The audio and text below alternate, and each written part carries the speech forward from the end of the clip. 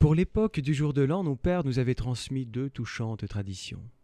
La distribution des étrennes par l'enfant Jésus et la bénédiction paternelle. Pourquoi faut-il que dans les villes et même dans les campagnes, toutes deux tendent à disparaître? C'est plus qu'un symptôme alarmant, c'est un malheur.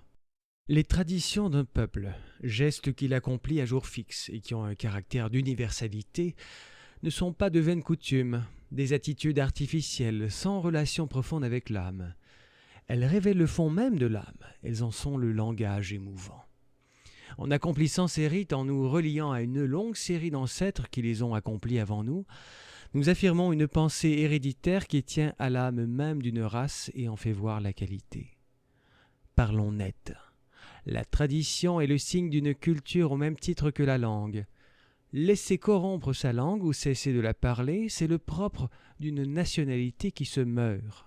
Laisser tomber la tradition, ne plus accomplir le rite, c'est laisser voir que l'âme a changé. Quelle tristesse quand la tradition est de caractère religieux. Sa disparition fait alors entendre un abaissement de la foi. L'âme ne peut plus accomplir des gestes qui sont devenus plus grands qu'elle-même. Comme l'arbre dont la sève est tarie, laisse tomber son opulent feuillage. Quand, le matin du 1er janvier, nos aïeux faisaient entrer l'enfant Jésus dans leur maison, ils continuaient une tradition de France et prolongeaient plusieurs siècles de foi. Cette coutume faisait corps avec l'éducation religieuse de la famille, avec le sentiment de la présence divine que de bonne heure l'on s'efforçait d'inculquer aux tout-petits. Le Jésus, les enfants apprenaient à mettre son nom parmi les premiers mots de leur vocabulaire. Ils apprenaient à le montrer sur le mur, attaché au bois du crucifix ou gravé sur les vieilles images. Quand venait le temps des étrennes, qui passent tous les cadeaux dans l'esprit de l'enfance, nos aïeux voulaient encore, par un motif de foi, que ce bien par excellence tombât de la main de Dieu. La bénédiction du jour de l'an se rattachait aux mêmes pensées. Quand le père levait la main sur la tête de ses enfants pour les bénir, son geste symbolisait encore une grande pensée religieuse.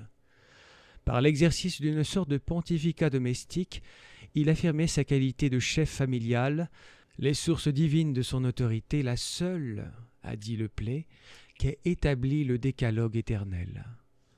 En s'inclinant sous la main bénissante, les enfants reconnaissaient la hiérarchie naturelle du foyer.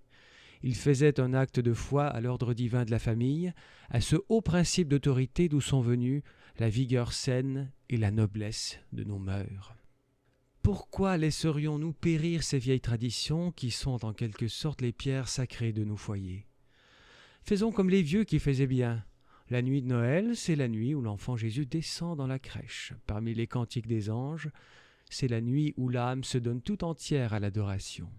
Ne dérangeons pas dans l'esprit des enfants ces idées mystiques.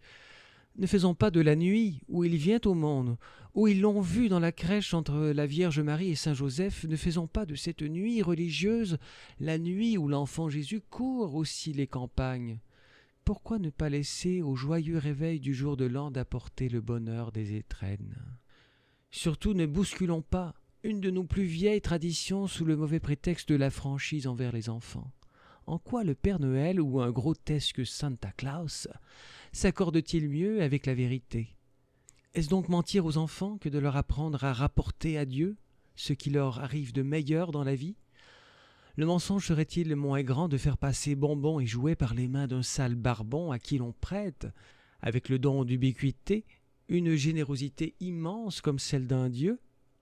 Puis nous oserons le demander, à quelle idée latine, à quelle idée catholique se rattache ce bonhomme Noël ou ce Santa Claus? Où sont leurs titres à remplacer l'enfant Jésus? Où sont leurs appuis dans notre passé? Que les pères ne désapprennent pas le geste de la bénédiction. La famille a été l'une de nos puissances. Elle le fut entre autres raisons par la valeur de son éducation qui dépendait elle-même de l'atmosphère chrétienne et d'une vigoureuse autorité.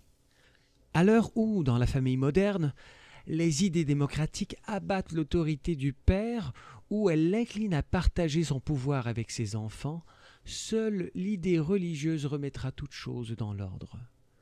Nous ne voyons pas à la vérité ce que peuvent gagner les pères de famille à se découronner eux-mêmes de leur prestige. Puisque l'atmosphère religieuse de nos foyers fut la principale de nos forces, quelle ne serait pas la folie de diminuer cette atmosphère ou de la changer. Pour tout dire, prenons garde de rompre avec un passé qui fut si noble. Ayons peur de laisser mourir tant de fleurs bleues. Il n'est pas indifférent aux hommes d'une race que leur enfance soit enchantée de visions gracieuses et divines, ou de fantômes grisâtres et répugnants. Maurice Barrès a fait voir dans Le génie du Rhin les déformations morales opérées dans l'âme rhénane par la substitution des légendes prussiennes aux légendes latines et chrétiennes.